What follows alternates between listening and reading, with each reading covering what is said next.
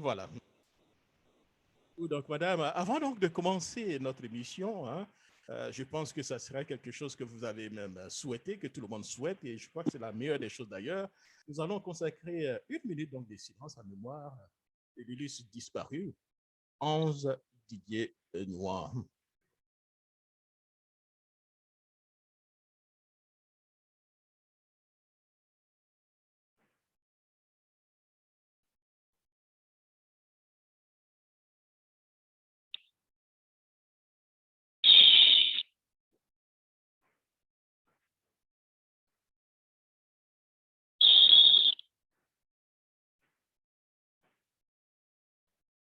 Merci beaucoup, madame. Alors, ça fait... Oui, si vous me permettez, je voudrais également euh, une minute de silence également en mémoire de son père spirituel, le Premier ministre Ahmed Bakayoko, c'est pas. Voilà, une minute de silence parce que il a été tout pour lui. Lui rendre un grand hommage, si vous me le permettez. Merci.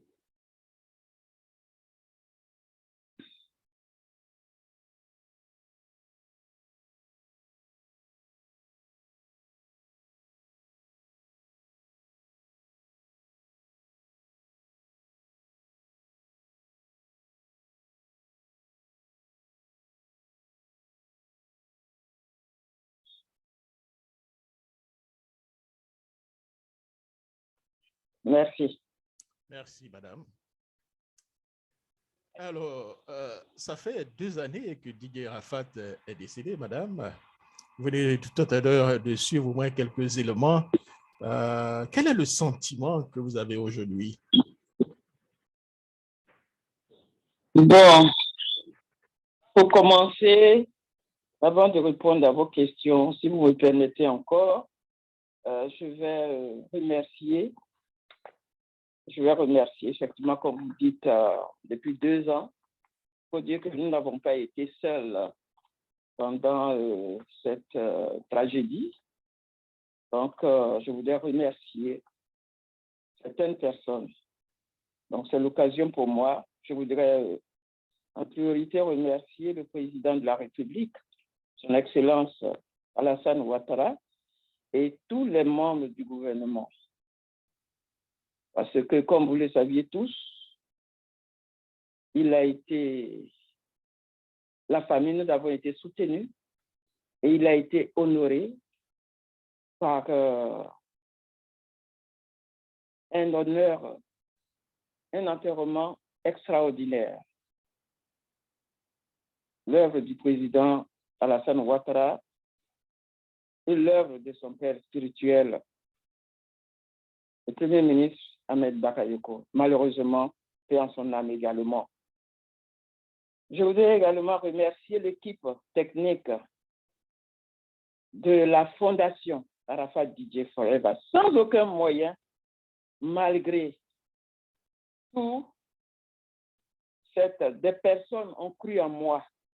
Lorsque, partant d'ici, en juillet 2020, je vais créer une fondation pour mon petit-fils, cette personne a eu confiance en moi, sans aucun moyen. Notre seule âme, c'était notre foi. Deuxième âme, l'amour sans intérêt que nous avions eu pour Arafat, de son vivant aussi bien que après son départ, et plus particulièrement la détermination qui nous a animés. Et aujourd'hui, nous avons obtenu la victoire, c'est-à-dire que sa fondation est créée. Et je voudrais également dire merci à l'équipe technique qui nous permet en ce moment même de réaliser cette causerie. Et je voudrais remercier également mon frère Maury et tant d'autres bienfaiteurs par rapport à leur soutien. Et je ne peux pas terminer sans toutefois remercier tous les Chinois du monde. La Chine populaire, partout où vous vous trouvez, partout à travers le monde, je vous dis un grand merci. Grâce à vous, mon petit garçon a vécu. Au moment où il a connu des moments difficiles, Au moment où il recevait des pierres chaudes, vous étiez là. C'est vous qui avez fait de lui aujourd'hui une légende incomparable en Afrique, voire même dans le monde. Je vous dis un grand merci. Même après sa mort, comme des grands soldats, comme des anges, vous tenez encore bon. Et vous me donnez ce courage-là. Mais tiens bon, c'est sur toi que nous comptons. Mais tiens bon, nous sommes là. Et il y a un jeune Chinois qui m'a envoyé un message. Ce message-là m'a ressuscité. Il n'y a pas longtemps de cela, j'étais vraiment abattu, cassé. Que devrais-je faire? Mais lorsque j'ai écouté, je t'ai envoyé cette note-là. Ce jeune homme, ce jeune Chinois me disait, Mémé, tiens bon, nous voyons tout ce qui se passe, mais ne crains rien. Tu n'es pas seul. Les Chinois, nous sommes partout. Nous te suivons. Notre fondation, nous te suivons et nous sommes avec toi. Tu ne seras jamais seul. Et je remercie tous les Chinois parce qu'il a exprimé la pensée de tous les Chinois du monde. Voilà un peu, je tenais à remercier toutes ces personnes. Je compte sur vous. Bien, maintenant pour répondre à votre question, je vous promets, hein, je suis à tes portes maintenant. Comme souvenez-vous que quand je suis rentré l'année dernière, toutes les chaînes ici, on se connaît, vous m'aviez tout appelé et tout, mais je ne pouvais pas parler, comprenez-moi. Mais depuis, avec la création, la mise en place de la fondation maintenant, mon petit garçon n'est pas mort, il est vivant à travers sa fondation. D'où j'ai la force. Sinon, ceci pour vous dire que tout va bien, grâce au Seigneur. Tout va bien. J'ai le moral haut. Quelqu'un me disait aussi, Madame Dandy, c'est dur, c'est dur, c'est dur. Personne ne peut vous consoler. Mais soyez forte. Essayez de sortir de l'émotion et aller à l'essentiel. Nous sommes là. C'est ce que j'ai fait. Encore, j'ai dit merci à cette personne. Je ne peux pas citer son nom. C'est une personnalité. Cette personnalité m'a aussi aidé. C'était là des éléments importants de motivation qui a fait naître la fondation aujourd'hui. Je vais bien. Je vais bien. Je suis prête à toutes vos questions. Merci. Je vous remercie. Tant mieux alors, madame. Alors, parlons maintenant des motivations de la fondation. Qu'est-ce qui vous a réellement motivé? Pourquoi cette fondation? Ben, il y a plusieurs motivations. Je peux citer quelques-unes.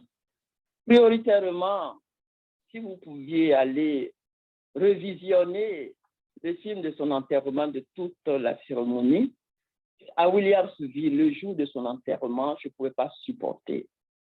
Et je lui avais fait un serment sur sa tombe avant qu'on puisse ça.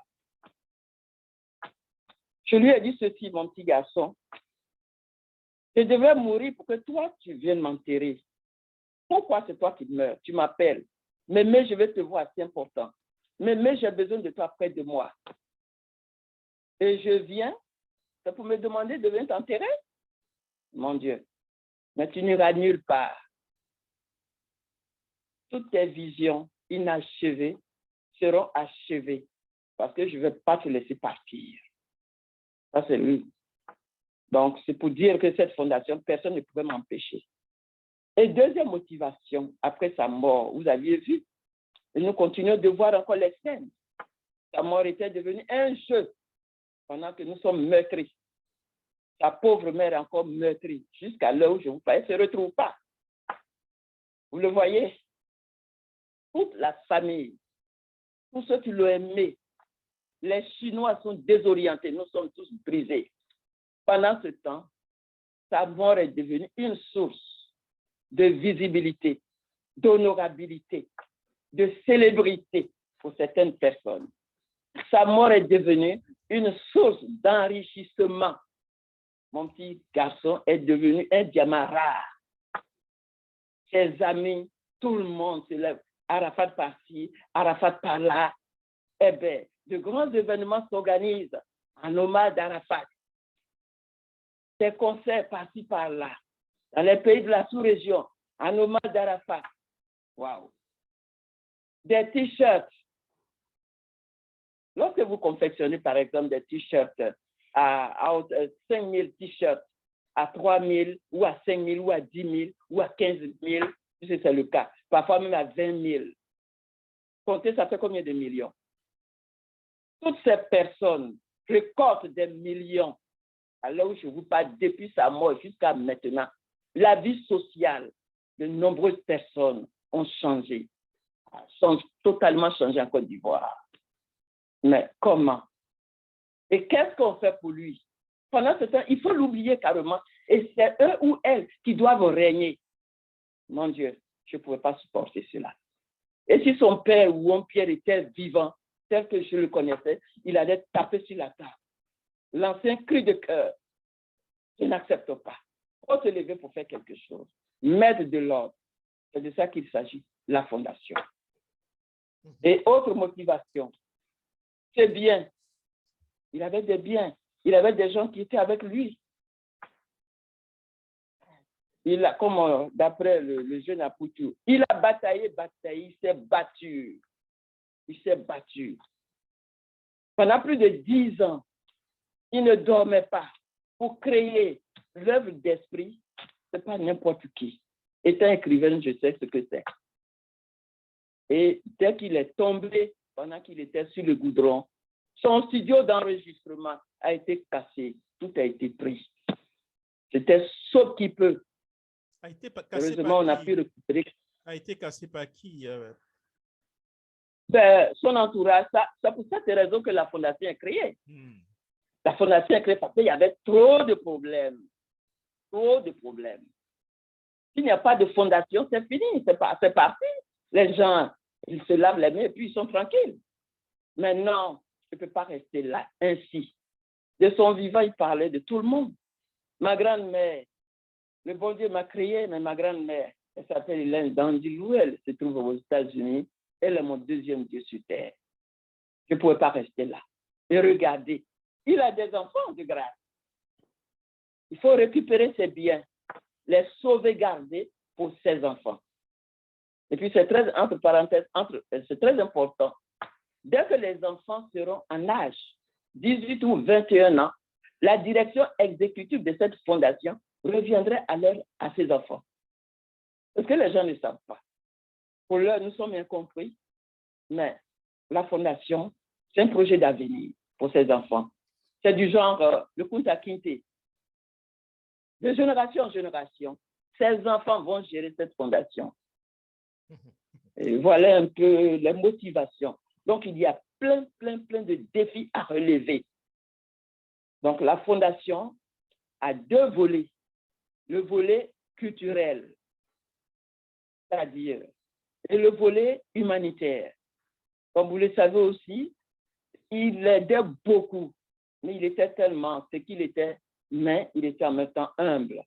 Il ne jouait pas à la vanité comme nous le voyons aujourd'hui.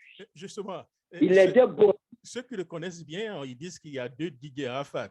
Le DJ Arafat que vous connaissez à la maison, très humble, certaines personnes disent qu'il est même très timide. Et puis le DJ Arafat sur scène qui est beaucoup plus un homme très dévoué. Est-ce que vous pouvez confirmer cela? Oui, vous avez dit quelque chose tout à l'heure, quand il était plus jeune. Vous savez, les journaux, les journalistes ont écrit tellement de choses qu'il était bandit. Non, il n'a jamais été bandit. Il n'a jamais été bandit. Non. Et il s'est fait enfant de la rue. Il n'a jamais été enfant de la rue. Puisque même si sa mère n'était pas disponible, moi j'étais là. Il était avec moi. Bon, bien sûr, lorsque je suis rentré au commissariat des Nations Unies pour les réfugiés, affecté à Tabou, bon, là, ils étaient à la maison. Mais il avait une mission. Il est mort à l'âge de 33 ans. Jésus est mort à l'âge de 33 ans. Alors, parfois, je ne vais pas le comparer au Christ, hein, mais à 12 ans, le Seigneur Jésus avait disparu. Un moment, mais sa mère dit, mais pourquoi tu nous as fait ça? Et Jésus leur a dit, mais j'ai 12 ans, oui, mais je dois faire le travail de mon Père. Et je pense que c'est un peu son cas.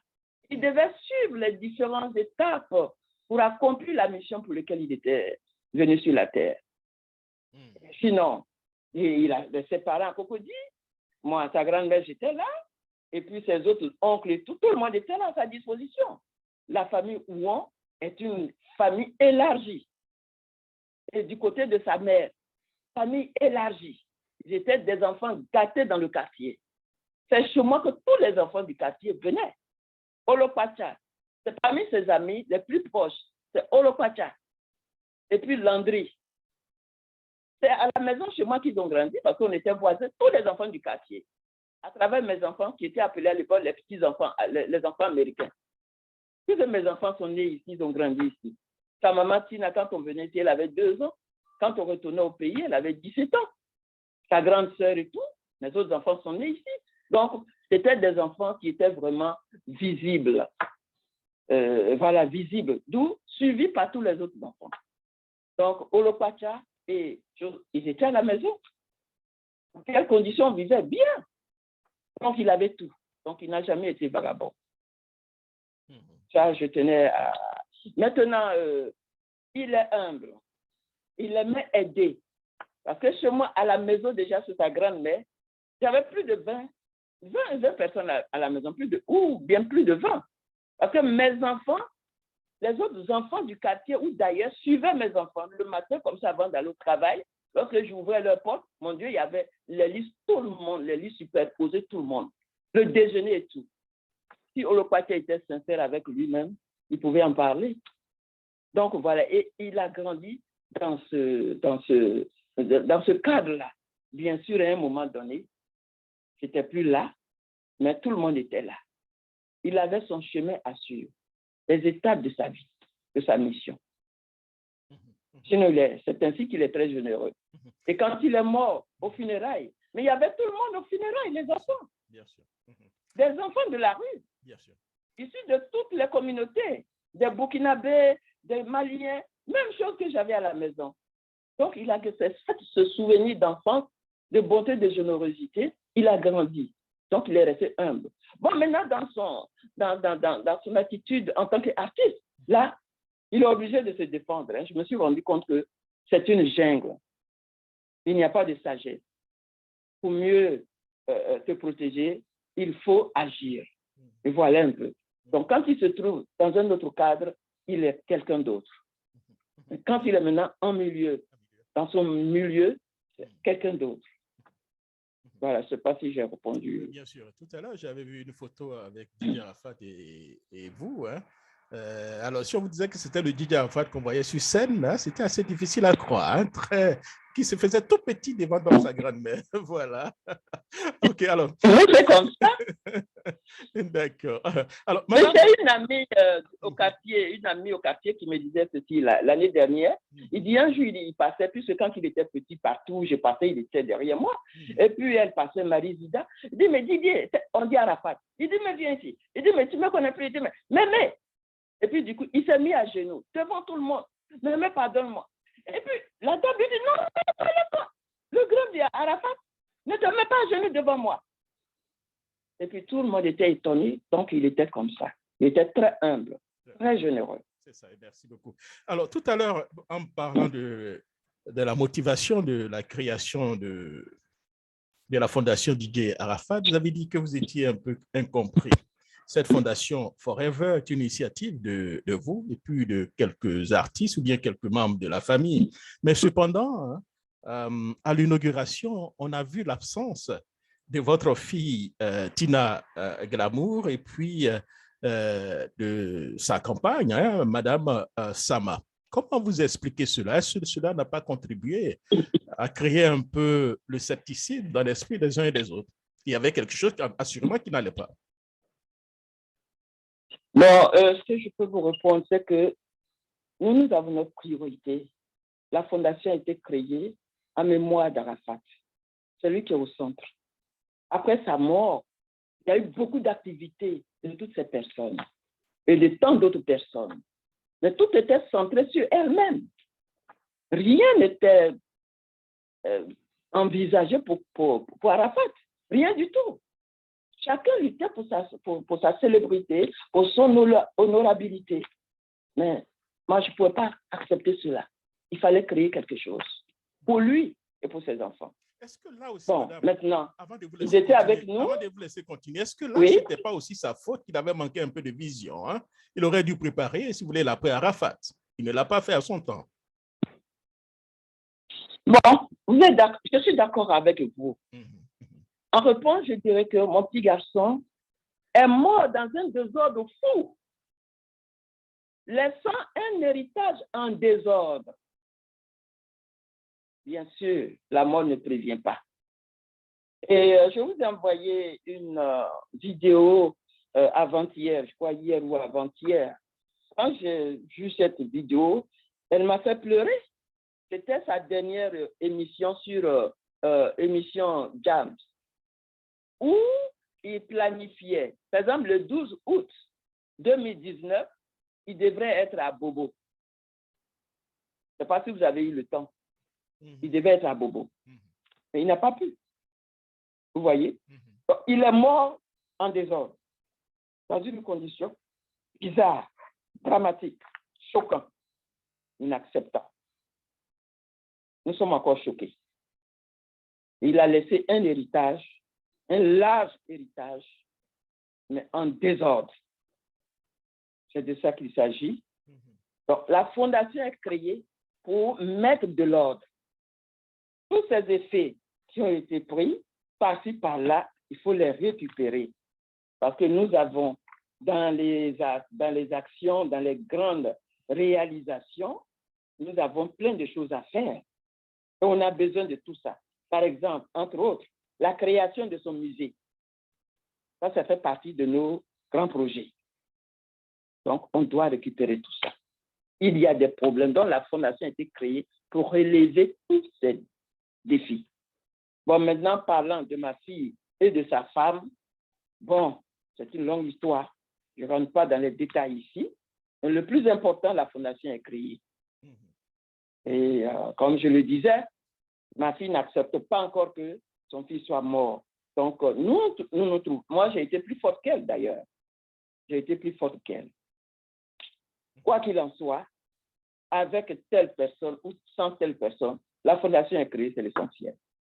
La fondation est créée. Nous sommes incompris, mais nous serions compris. Et la fondation, Arafat Didier, c'est lui-même en personne. Comment peut-on prétendre être de la Yorogam et puis être contre la fondation?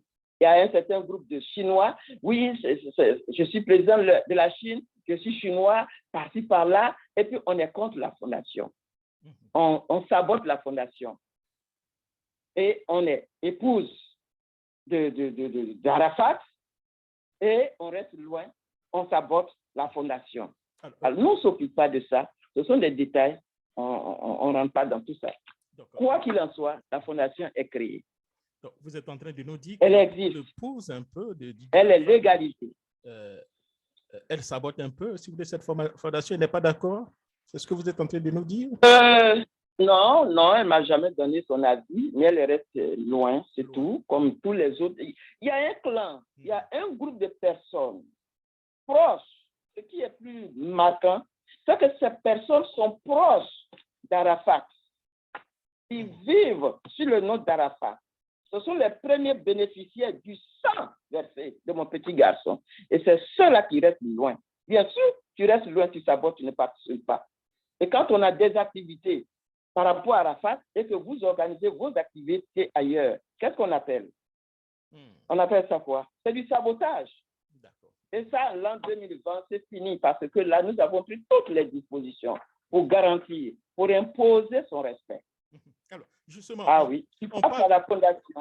Oui. On parle de l'épouse de Didier Arafat, Madame Sama Karmel. Quel est le regard que vous avez d'elle, souffle de son comportement après le décès de Didier Arafat? Certaines personnes disent que son attitude, son comportement n'honore pas votre petit-fils. Quel est un peu votre point de vue par rapport à ça?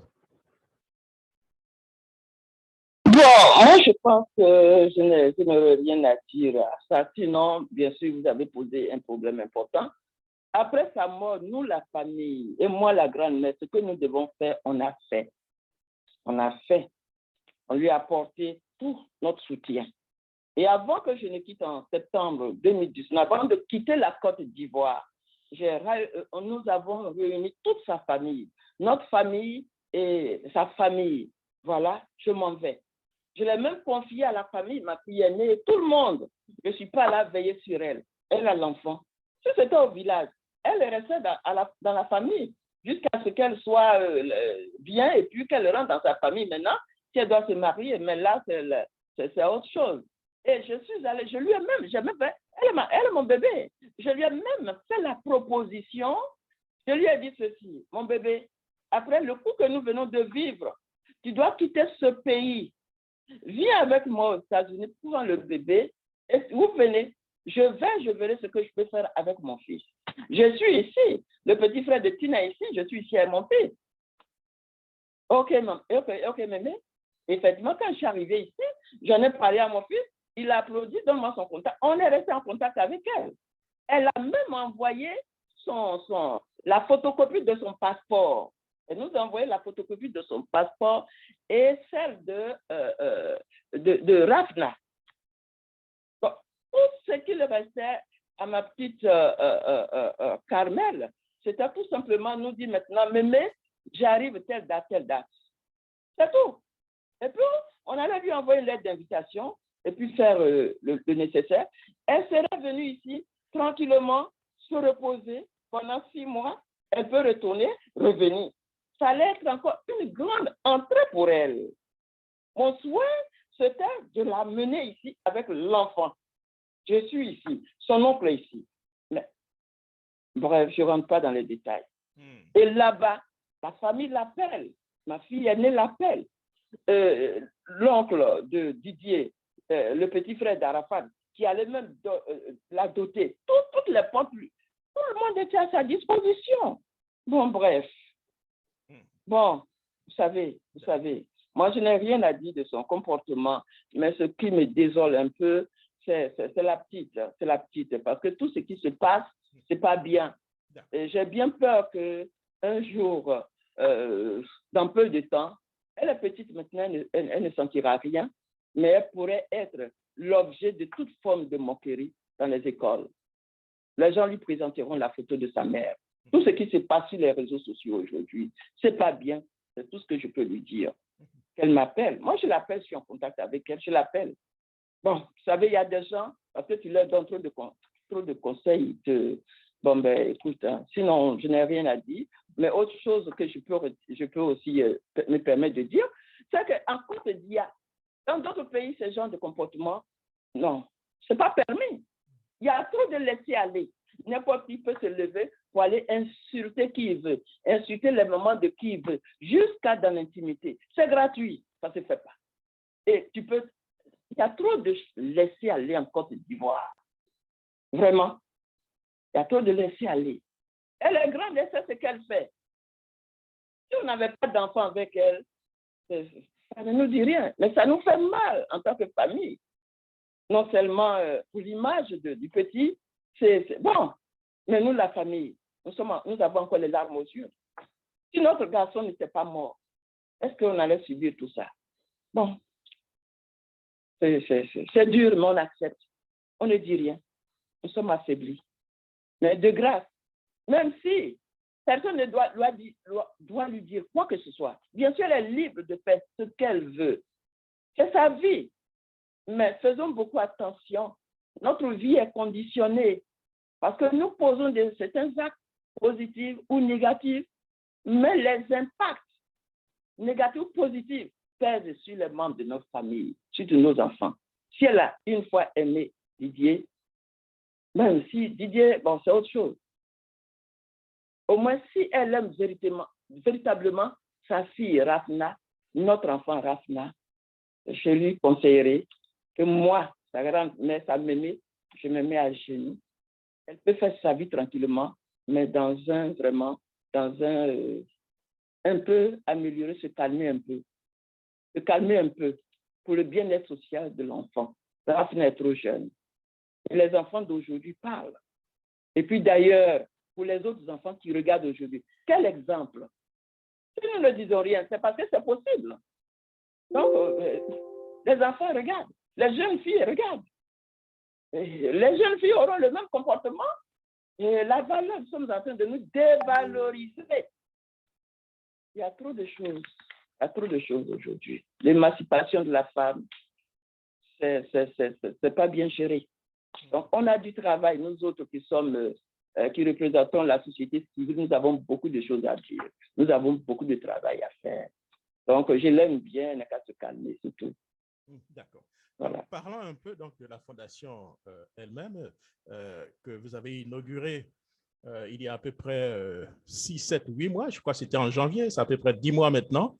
Qu'est-ce que vous avez déjà accompli au vu de ce que vous aviez dénoncé? Est-ce que vous avez réussi des actions d'éclat ou bien des actions assez positives pour la fondation? Bon, comme je viens de le dire, effectivement, nous avions précipité l'inauguration le 26 janvier 2021, parce que la fondation a été créée en septembre, octobre. Et donc, on attendait en 2021 pour faire, voilà. Et puis, mieux s'organiser. Mais là, malgré l'existence de la fondation, il y avait ces mêmes gens, les commerçants et tout, qui continuaient de saboter la fondation en organisant des concerts par-ci, par-là, des boîtes de nuit, d'où le prix à 1 million l'entrée, 200 000, 1 million l'entrée. Ça va où? Il fallait précipiter et c'est ce que nous avons fait. Ben, comme activité, je peux dire que nous avons le résultat de la fondation. La fondation est créée. Qui aurait cru qu'après tout ce qui s'est passé et après toutes les difficultés que nous avons eues, qui aurait cru qu'Arafat allait avoir une fondation? Personne. Mais aujourd'hui, nous avons la fondation. La fondation est légalisée. Et non seulement elle est légalisée, nous avons pris toutes les dispositions nécessaires pour protéger son image. Pour protéger son image.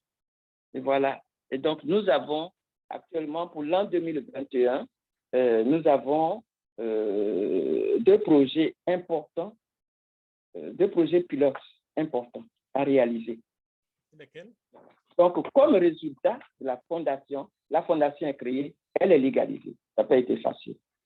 Et nous avons pris des dispositions pour faire de Arafat une marque déposée. Une marque déposée qui est valable sur 10 ans et qui couvre plus de 20 pays. Voilà. Donc, désormais, personne ne peut plus s'amuser à organiser quelque chose quelque part. Autrefois, c'était, ah oui, concert par-ci, par-là, en hommage d'Arafat, ça ne fera plus. On n'interdit pas, cependant, on n'interdit pas. Mais il faudrait que les gens, pour marquer leur respect à la mémoire d'Arafat, qu'ils viennent vers nous. Pour dire, nous voulons faire telle chose, qu'est-ce que nous pouvons faire? Voilà, nous avons tel projet. Par exemple, il n'y a pas longtemps, j'en profite pour remercier un jeune artiste qui s'est démarqué de tous, Ariel Chenet, qui est venu nous voir quand j'étais à Abidjan dernièrement, qui est venu nous voir pour savoir ce que la fondation, on lui a donné notre plaquette. Quelques jours plus tard, il est revenu, il dit, ben, Mémé, j'ai une confession, je détiens un bien d'Arafat. J'ai dit, il s'agit de quoi? Il avait fait un travail avec Arafat. Un travail, je crois, le morceau qui va sortir ça, et que la vente de ce produit, il versera 100% à la fondation, comme soutien. Il est prêt à soutenir la fondation. Bravo. Et j'en profite pour le remercier, parce que jusqu'ici, il est le seul artiste honnête qui a pu prendre contact avec nous. Donc, voilà un peu des actions. Voilà, merci beaucoup, Madame Hélène Dandino. Je rappelle pour ceux qui nous suivent depuis un bon moment, Madame Hélène Dandino est notre invitée. Elle est la grand-mère de DJ Arafat, fondatrice de la fondation DJ